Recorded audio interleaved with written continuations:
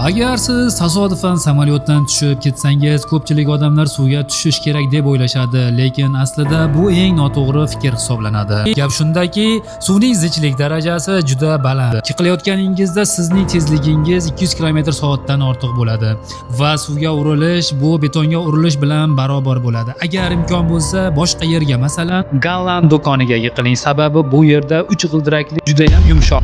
Juda ham yumshoq ekan. Haqiqatan yumshoq.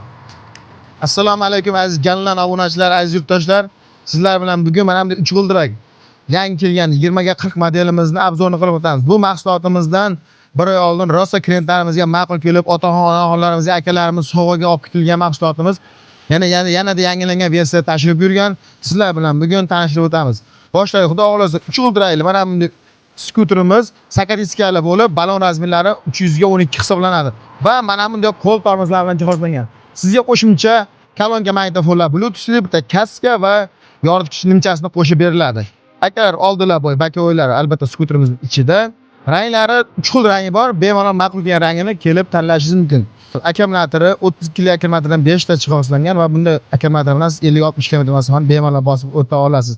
Tezliklari soatiga 30-40 km tashkil qiladi. Orqasiga 2 kishi va oldiga 1 kishini bemalol sig'dira oladigan 3 g'ildirakli zamonaviy skuterimiz. Arqa tomonlarda eshiklari bor. Bemalol mana bunday holatda 2 kishi sig'dirib, bemalol ketishingiz mumkin. Mana bunday birka raqamlarni qo'yib qo'yganmiz. Sizga nomer olish uchun hech qanday to'sqin bo'la olmaydi.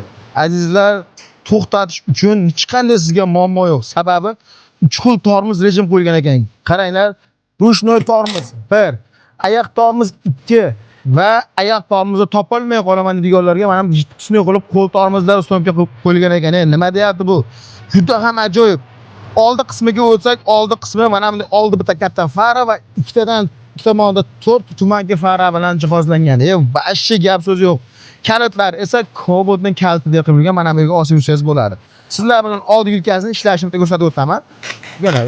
Shundan yumshoq bo'ladi. Yumshoqligini qaranglar azizlar. Mazza.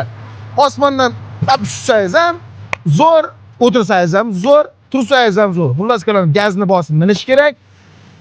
Dadalarimizga, onaxonlarimizga sovg'a qilib olib borib topshirish kerak akalar. Mazza qilib yursin. Zamon rivojlanadi, zamon keldi, yursin.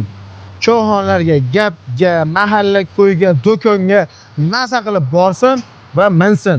Hammalarni kutib qolamiz akalar. Duoni oila mana bunday skuterni olib berib, otalaringiz duoni oilangizda hammalarni kutib qolamiz. Sog' bo'lasizlar.